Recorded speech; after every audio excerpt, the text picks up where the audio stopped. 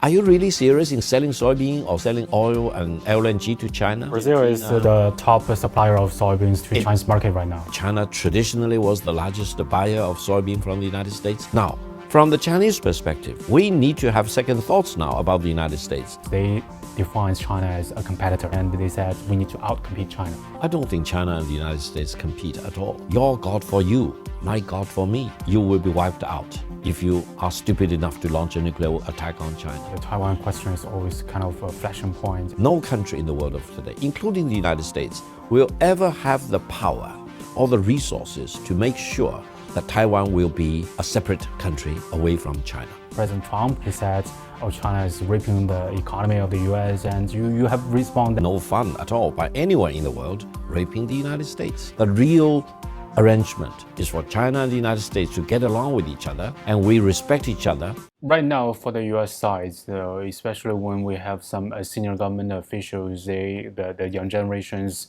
they have different understanding about China-U.S. relations. They define China as a competitor, and they define this kind of relationship as a more competitive, and even like in Joe Biden part, and they said we need to outcompete China. But China has never said, so we define this kind of relation as kind of competition. We also have the three principles, like the mutual respect, and also about the win-win situation, and also it's about peaceful coexistence. But for some other observers, they don't buy this kind of idea. They think China and the U.S. as the two biggest economies in the world. They are competing in the high tech, in the semiconductor, in AI, in military, in every part of the world, and they need to forced by the two sides to pick sides, or even they need to have some more balanced view. Why can't we compete in this regard? I don't think China and the United States compete at all. If there is any competition between China and the United States, then I can think of only one real competition. If the United States wants to impose its ideology or political system or values onto China, or if China wants to impose its political system, ideology, or values onto the United States, that will be a real competition. Why? Because the Americans will never accept the Chinese ideology or the Chinese political system. Likewise, China will never accept America's ideology or political system. That's why I've been saying, your God for you, my God for me. Don't try to impose your God on me, and I will never try imposing my God on you. So long as China and the United States follow that philosophy, don't try to impose your God on me, and I will never try to impose my God on you, then there will be no real competition. Now, you mentioned development, relative development, breakthroughs in science, technology, agriculture, etc. Let me be very brief. In terms of the size of the Chinese economy versus the United States, China is already at about 130% that of the United States if we use purchasing power parity. And if you listen to Elon Musk, he keeps saying that the Chinese economy will be double the size of the US economy by the middle of this century. That is the megatrend. Everyone in the United States, everyone in the world need to be ready to accept that megatrend. That is, the Chinese economy will be much larger than the US economy in a matter of, let's say, another 25 years. By the middle of this century, I'm sure the size of the Chinese economy, and measured by official exchange rate, will be doubling the size of the US economy. But does that mean China really competes with the United States? I would say with or without the United States, China will develop. China will need to rise. Because if you look at the Chinese history, let's say 5,000 years of Chinese history, or for example, ever since the Chinese written language came into shape and form about 3,300 years ago, or for example, ever since the first imperial dynasty was founded in Qing dynasty about the 2nd or 3rd century BC, China has always been one of the, if not the largest economy in the world in terms of its historical size. And the Chinese civilization has never been interrupted by any ups and downs in the Chinese political system. So in that sense, We view the peaceful rise of China as something inevitable. We view Chinese history for 5,000 years as a continuous kind of linear or cyclical development, not to be interrupted by any force in the world. And we expect to live for another 5,000 years to come. And whether the United States will still be there 5,000 years later or not, that's another issue. I do not want to speculate about that.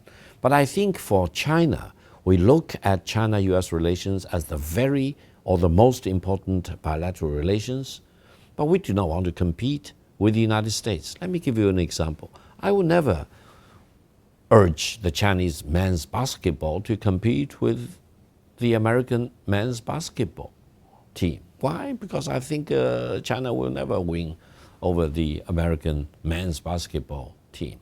But for women's diving, no, I don't think the Americans really want to compete with stars like Chuan Hongchan, etc. They will not really win because the Chinese women's divers are truly the best in the world. So both China and the United States, we have strengths and weaknesses. You have superiorities on some side, I have superiorities on the other side. For China and the United States, getting along and really cooperate with each other will be the best strategy and the best recipe for China and for the United States and for mankind. If China and the United States really compete in quotation marks, it's not going to work. Now you mentioned science and technology. Let's use the chips war launched by the United States as an example. Let me put this on the record. The chips war strategy will end up in complete failure by the United States. Why? Because China used to spend more than 400 billion US dollars buying chips from the United States, from Japan, from Republic of Korea, from China's Taiwan province, you name it. The United States want to squeeze China, want to deny China's access to advanced chips. But did China crumble? Did China collapse? No. This forced China to really go into self-reliance and independence. So I think in a matter of 3 to 5 years, China will achieve complete self-independence and self-reliance in chips production.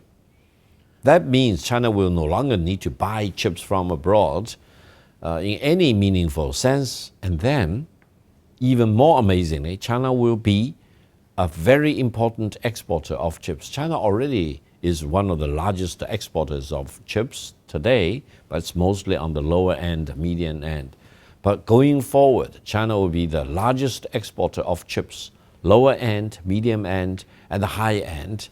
And that will completely change the dynamics of how this semiconductor industry will be structured in the world. So be prepared. The maximum pressure levied by the United States government against China, try to deny China's access to semiconductor chips, will end in U.S. complete failure in this chips war.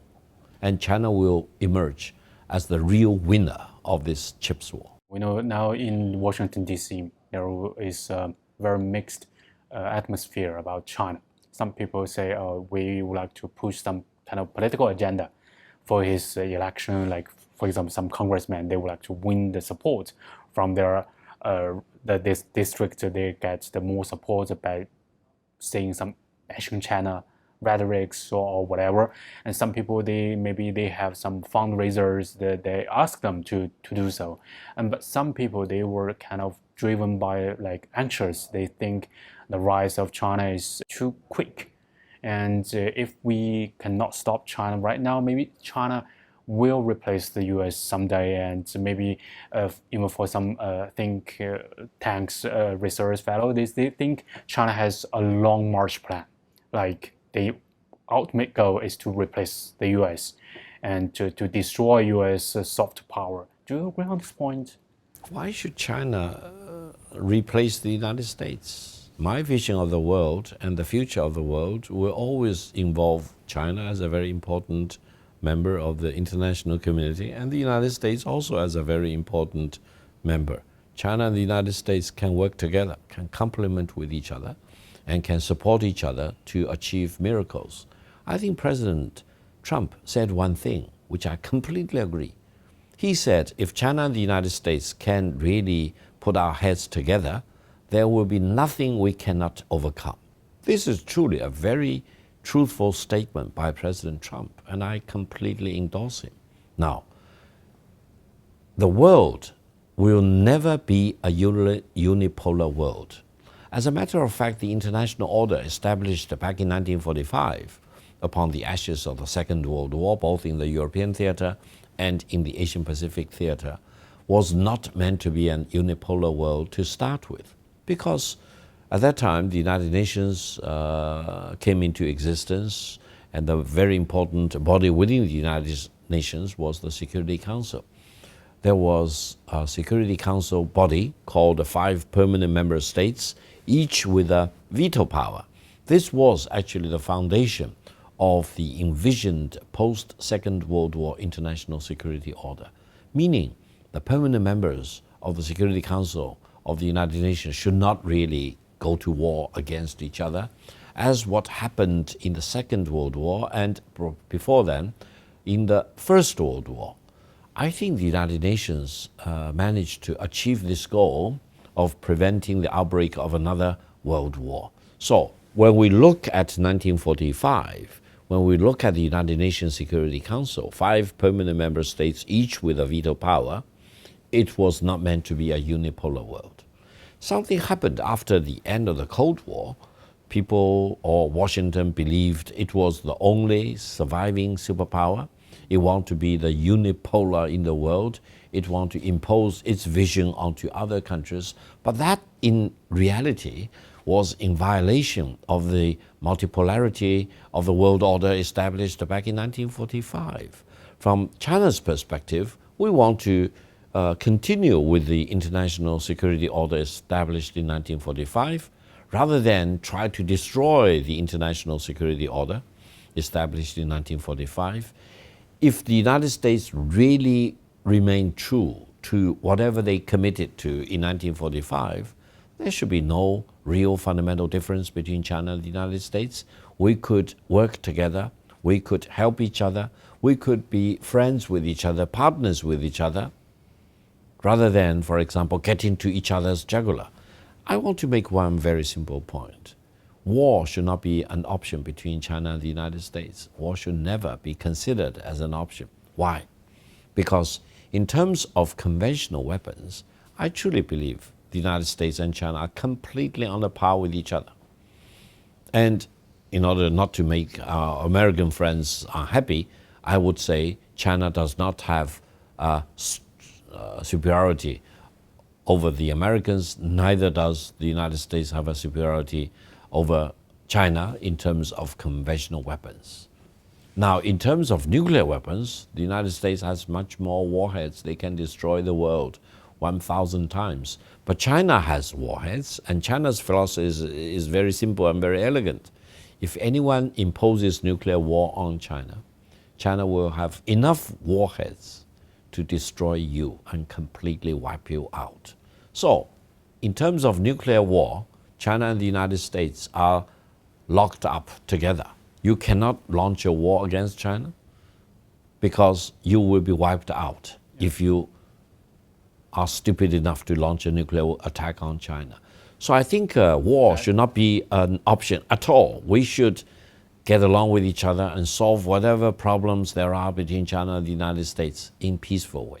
When we talk about China-U.S. relationship, and the Taiwan question is always kind of a flashing point, and China urged the U.S. not to go far away on this point. But for some U.S. politicians, they would like to use this as a pawn against the mainland, and even some people in the West, and sometimes they have the big words on this one. And I know in some interviews in the TV stations, and you even have the quarrels with some European think tank research fellow, and because they said, oh, we can just have some relations with the Taiwan, the island, and we don't need to take the response from the Beijing very seriously. Do you think they are going too far, or do you think they are just want to use this kind of as a pawn against the mainland to have the bargaining chip? Well, when we talk about the cross-strait relations between China's mainland and Taiwan province, we need to focus on several things, the megatrends carved in stone. First of all, there is only one China. Secondly, Taiwan is part of China. Thirdly, the government of the People's Republic of China represents as the sole legitimate representative for the totality of the Chinese nation. So Now, 3 in 1. yeah. Now, as far as Taiwan being part of China, we do not need to go back to thousands of years ago, because in China we had recording that since the East Han Dynasty, that's after Jesus Christ, probably the first century after Christ, we already encountered with Taiwan, and over the centuries there were exchanges between people on both sides of the Taiwan Strait. And then hundreds, if not thousands of years ago, China already started to exercise jurisdiction over Taiwan. Now, we just need to go back to the Cairo Declaration, which was a pillar for the international order established by defeating Nazi Germany in Europe and by defeating Japanese fascism in our part of the world. Now, in the Cairo Declaration, it stipulated that Japan, at that time illegally occupying Taiwan, should return Taiwan and other Chinese territories to China upon its unconditional surrender. Then, in August 1945, Japan unconditionally surrendered to whom? To China, to the United States, to the former Soviet Union, and to Great Britain, I think, even though Great Britain did not play a much important role in defeating Japanese fascism to start with, and Taiwan was legally, legitimately returned to China. Taiwan has been part of China. Allow me to emphasize, no one in the world of today, no country in the world of today, including the United States, will ever have the power or the resources to make sure that Taiwan will be a separate country away from China. Or Taiwan will be, let's call it, as some people try to achieve that, the Republic of Taiwan or Republic of Formosa. No, it will never happen. Why?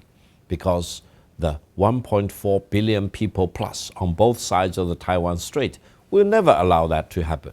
Now, you may say the United States government has been hollowing out the one China policy, one after another, etc. What will be the end result? Let me show you.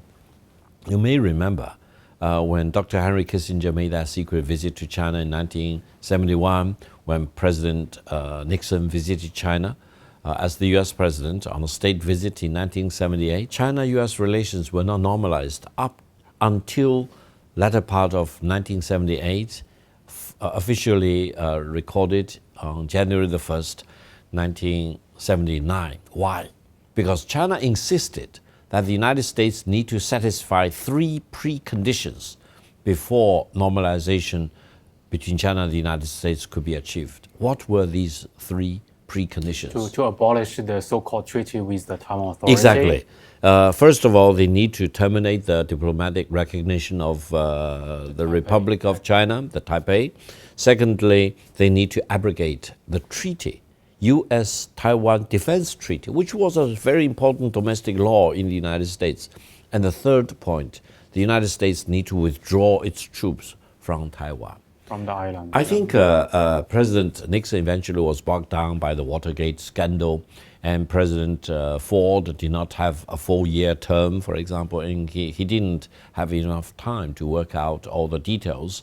And it took a great president like Jimmy Carter, who eventually mustered all the courage, solved all the domestic opposition, etc., to formally normalize diplomatic relations between China and the United States. And then, ever since 1979, China, the United States have engaged with each other on multiple fronts for mutual benefit. Let me make one very simple point. Without China-U.S. close cooperation, the Cold War would not have ended like what it did. So you can see, so you can see China-U.S. cooperation played a crucial role in creating peace in the world, in ending the Cold War. I was fortunate enough to be involved in some of these initiatives, completely confidential behind the scene, in the 1980s. And I think I had enough authority to tell the world and tell the people in the United States, all your friends on Twitter or on X, that China-U.S. cooperation brought to an end the Cold War as it did. Without China-U.S. cooperation, it could not have ended like that. And also allow me to make another point. Back in 2008, the United States was kind of battered by this international financial crisis. At that time, the Secretary of Treasury was Hank Paulson. He kept calling China. He kept asking for Chinese help. To buy some U.S. bonds, Treasury bonds. Yeah, if you do not believe me, then you need to check out the memoir written by Hank Paulson. In 2008, China bailed out the United States from this unprecedented global financial crisis. Now, many people in the United States today pretend that they don't know about that, they don't care about that. And let me share with your friends again another point. I'm afraid sooner or later in the coming 12 or 18 or 24 months, there may be another major international financial crisis engulfing the United States. So all of us need to be fully prepared. I hope it will not happen.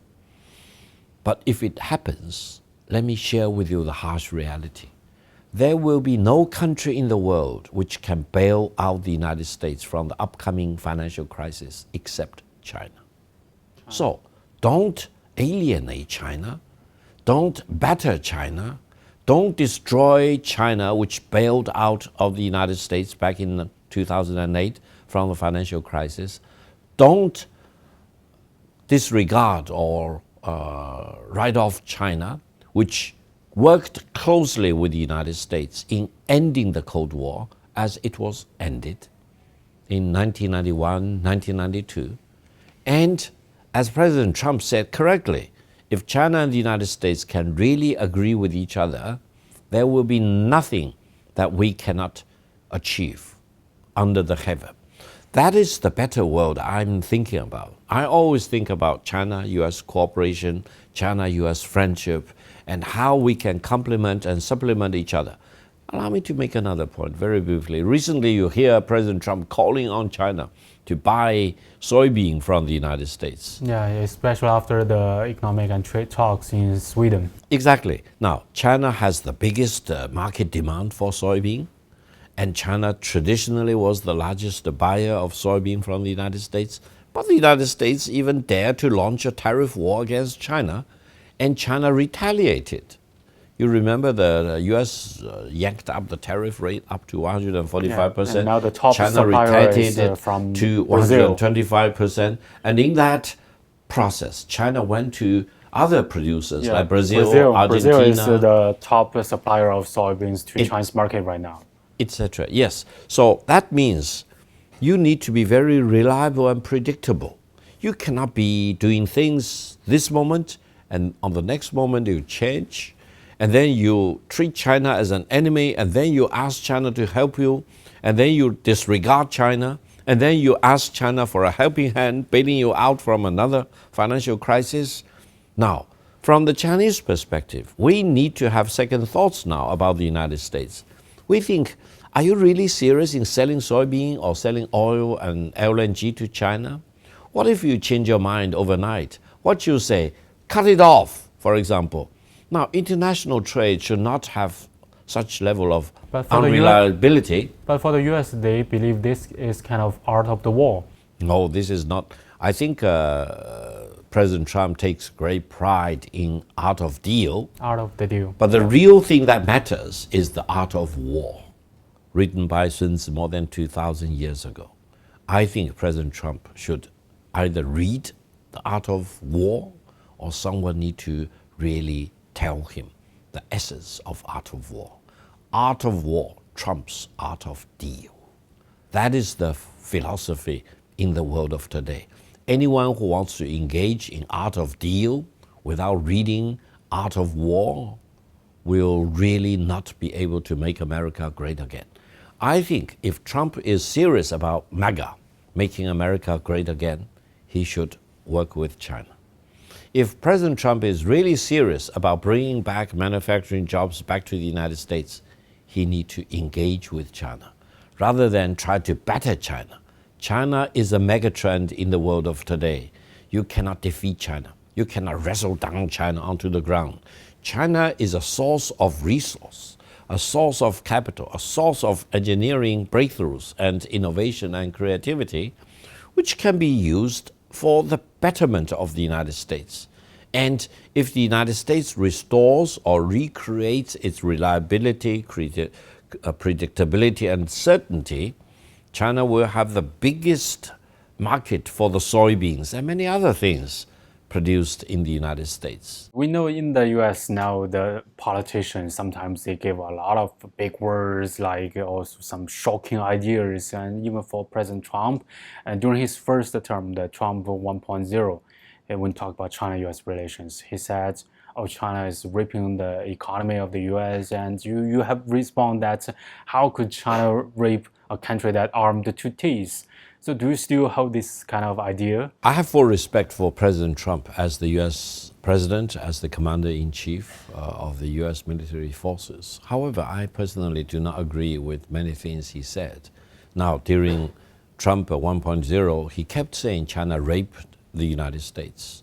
I was probably the only Chinese person in the world who said, "Tell me what's the fun of raping the United States?" I personally see no fun at all by anyone in the world raping the United States. Why?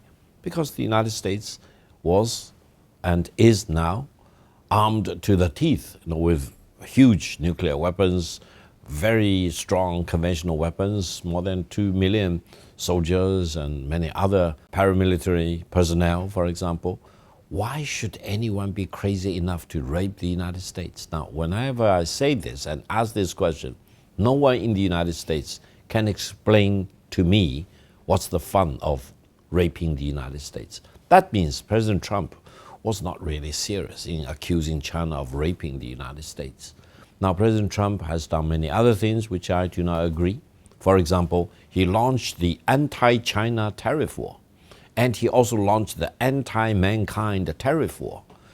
Now, President Trump says the U.S. government is collecting huge amount, billions of dollars of tariff. And the tariffs collected will make America great again. And will even allow the American people not to pay taxes. The reality is just the opposite, because President Trump should really have the dignity and the decency of telling the American people that the tariffs he is collecting are paid by the American people. They are paid by the American consumers. The tariffs will eventually, sooner or later, be reflected in the prices that they need to pay. Yeah, people will add into the cost. Absolutely, by all these items imported from the United States, by the United States from abroad. So eventually it's a tax against the American people. It will fuel inflation.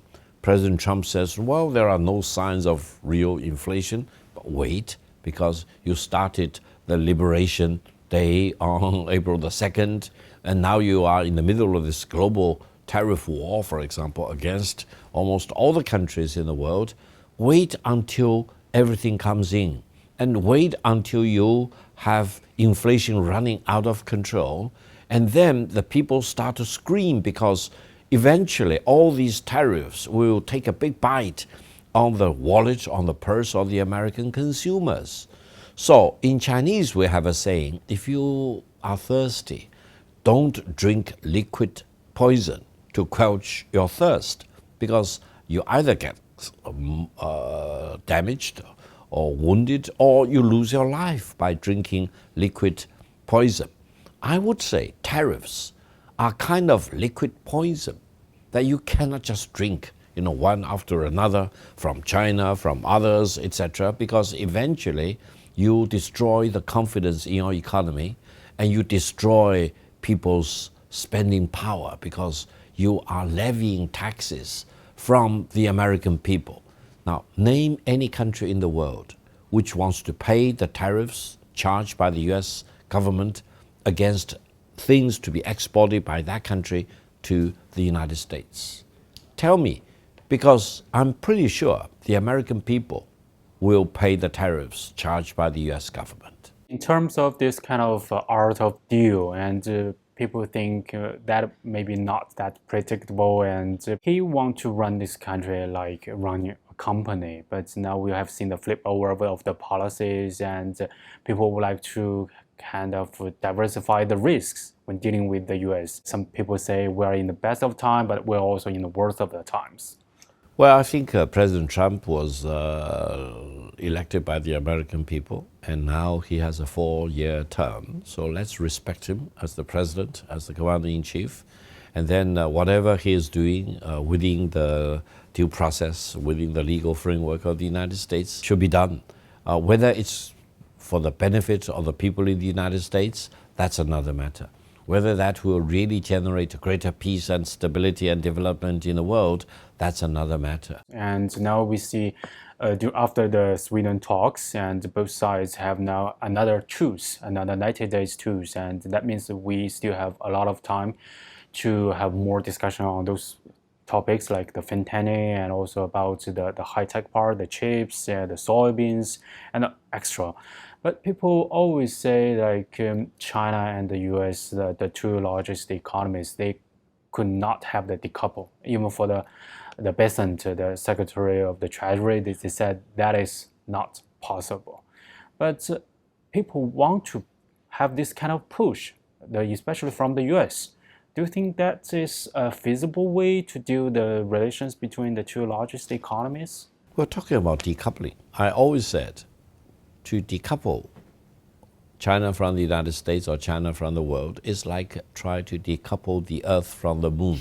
First of all, don't even think about it. Secondly, don't even try that. Thirdly, even if you try, you will never succeed. Now, fourthly, which is more important, if you succeed, you'll be hit with greater calamities. So the basic point is that don't even bother to do that. Now, decoupling China from the United States, we always cannot help but chuckle. You really want to decouple from China? Really? No, you will have no more Christmas celebration in the United States. You will have no more books because many books, most of the books are printed in China. Most of the Bibles in the United States are printed in China. But they said that decoupling is not possible, but they want to have the risk. Decoupling is not possible. De-risk, let me tell you, de-risk is a misnomer. Why? Because risk is everywhere. Risk is everywhere, omnipotent, omnipresent, etc. The best you can deal with risk is not de-risk. Why? If you swim, you may drown. If you eat mushroom, you may be poisoned. If you drink water, you may choke, etc. So the best is not to de-risk.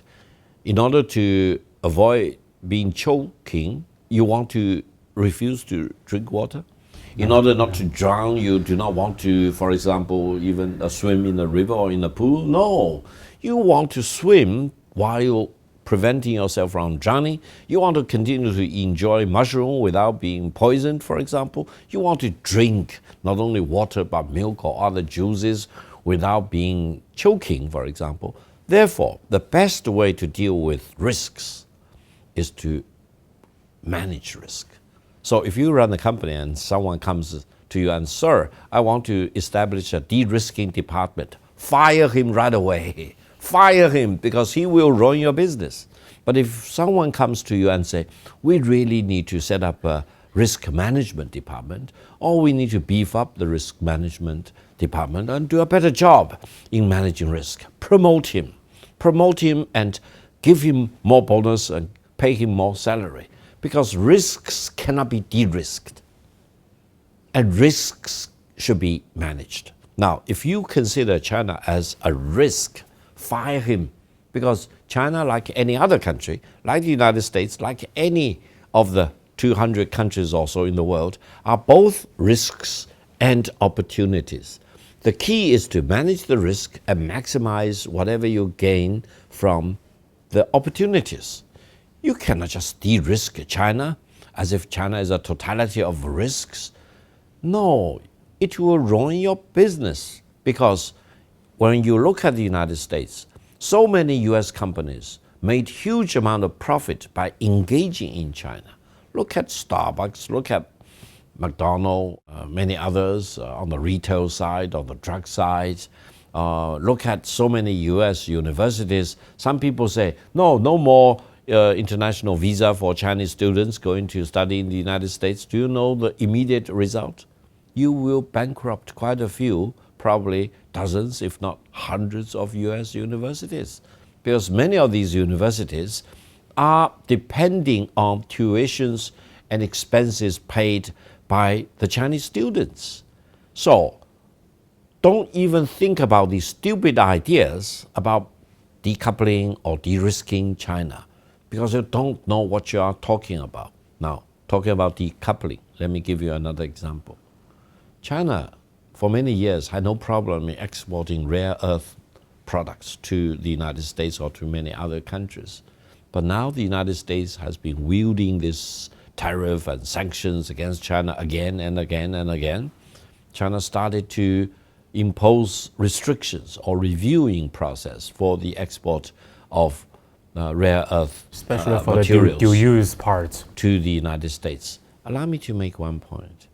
If the United States cannot get rare earth products from China to the United States, the U.S. national defense industry need to grind to a halt.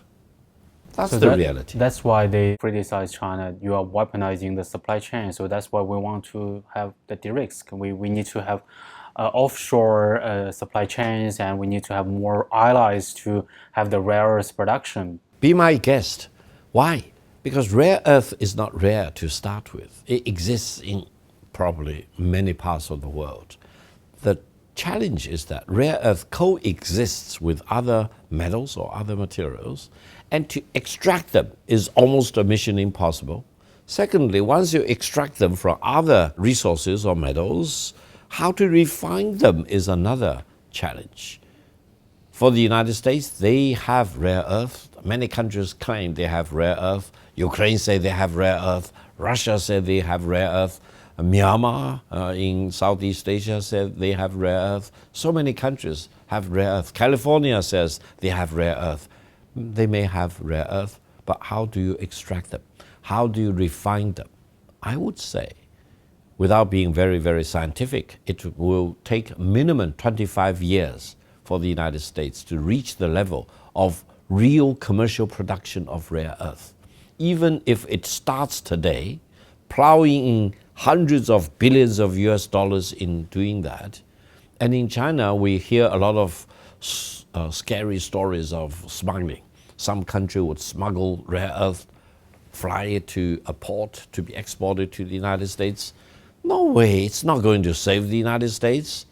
The real thing is not to talk about decoupling China from the United States. The real arrangement is for China and the United States to get along with each other, and we respect each other. Don't impose your God on me, and I will not impose my God on you. And we see each other. We maximize your superiority, and we want to complement each other, using your superiority to support me, and I will use my superiority to support you, rather than viewing China-U.S. relations as a zero-sum game. No, that's not the best way to deal with China-U.S. relations.